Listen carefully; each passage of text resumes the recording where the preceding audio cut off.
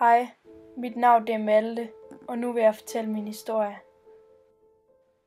Den 17. februar 1996 fandt mine forældre ud af, at de skulle have en pige.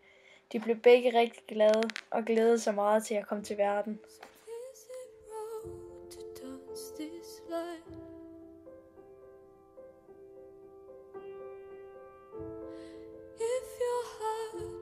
Full of love,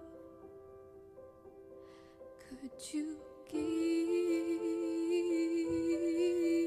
it up?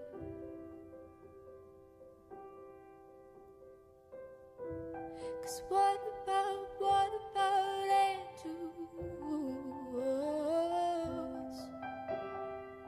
26 uger senere, den 28. juli, blev jeg født, og både min mor og far var rigtig stolte og glade over, at jeg endelig var kommet til verden.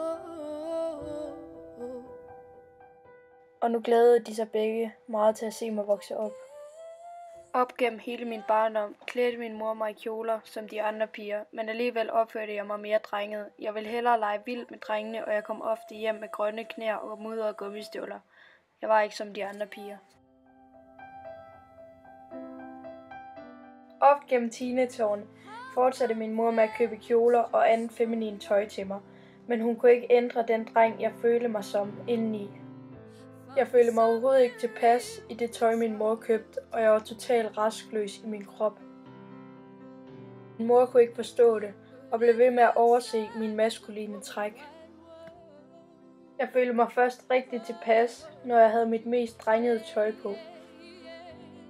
Det jeg følte indeni led ikke op til det, jeg så i spejlet.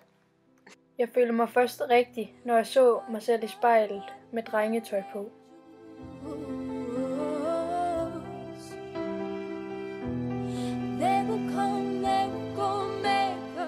Min bedste veninde forstod ikke, at jeg ikke var som hende og de andre piger.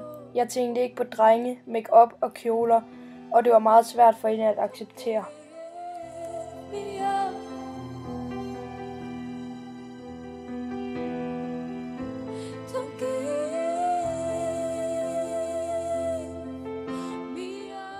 Jeg blev selv i tvivl om, hvem jeg i virkeligheden var, men jeg følte stadigvæk, at jeg var født i den forkerte krop.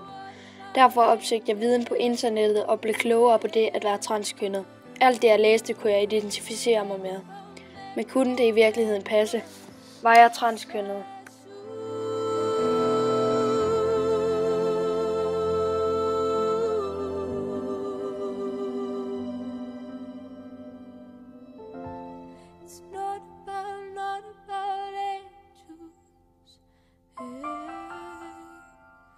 Jeg overvejede alle de ting, der kunne overvejes, men indeni vidste jeg allerede, at jeg var født i den forkerte krop.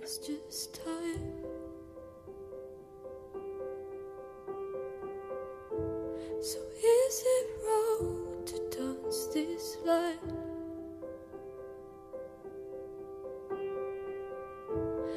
If your heart was full of love, could you? Selvom det var meget svært, valgte jeg alligevel at fortælle mine forældre, hvordan jeg følte det indeni. De reagerede meget forskelligt. Min mor havde i starten meget svært ved at acceptere det, men valgte til sidst at støtte mig i modsætning til min far. Min far har jeg ikke haft kontakt til, siden jeg valgte at gøre det klart for ham, at jeg var transkønnet. Ligesom at jeg heller ikke længere har kontakt til mange af mine daværende venner, blandt andet min bedste veninde. Don't give me up.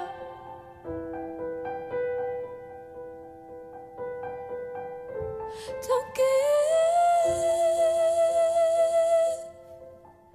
Første skridt, jeg valgte at tage i min transformation, var at klippe mit hår, så jeg følte mig bedre tilpas.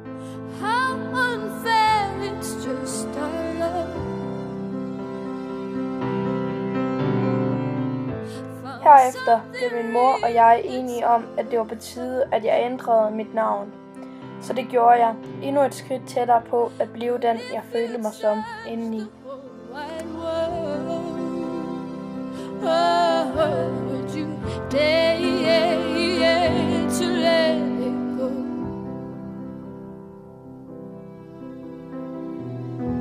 'Cause what about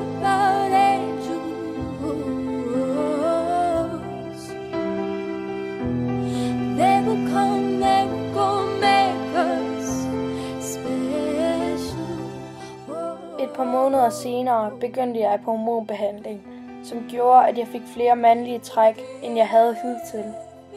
Det var en svær proces i min transformation, fordi jeg begyndte at ændre udseende, og jeg mødte mange udfordringer på min vej.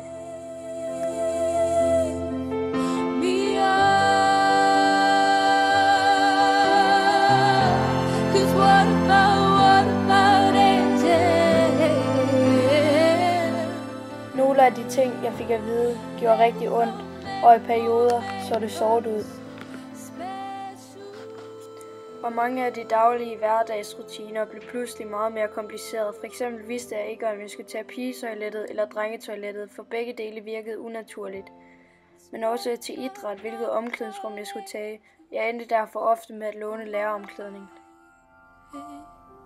Lidt efter min 18-års fødselsdag valgte jeg at tage et fuldt kønsskifte, hvilket var en god afslutning på min transformation.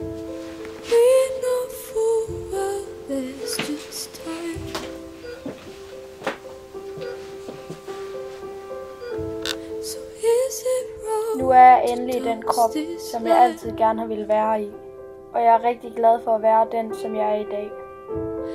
If your heart was full of love,